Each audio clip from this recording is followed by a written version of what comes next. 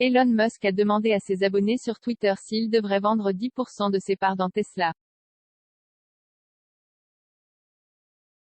3,5 millions d'entre eux ont voté entre samedi et dimanche et répondu « oui » à 57,9%.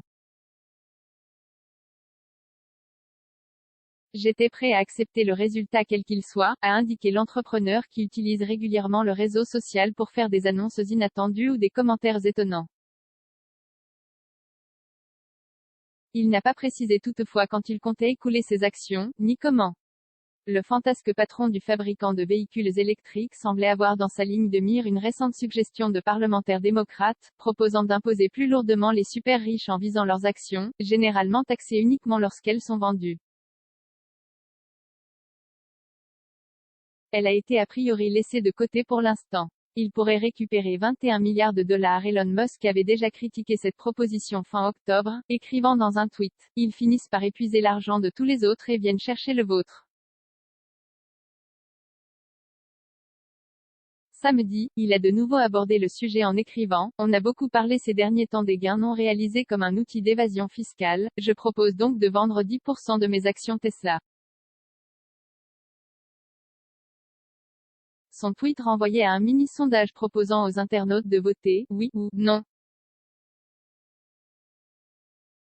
Selon Bloomberg, Elon Musk possédait au 30 juin environ 17% des actions en circulation de Tesla, qui valent actuellement 208,37 milliards de dollars.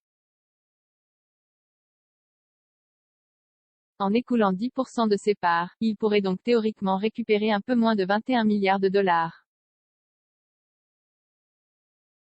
L'homme le plus riche du monde, l'entrepreneur s'est aussi vu attribuer comme rémunération un large paquet de stock options et d'actions convertibles.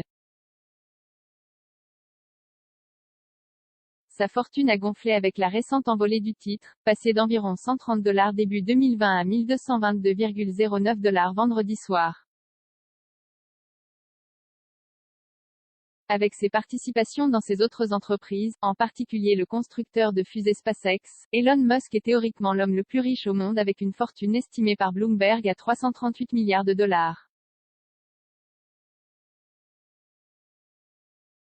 Notez que je ne prends pas de salaire en espèces ou de bonus, nulle part, avait-il souligné sur Twitter samedi.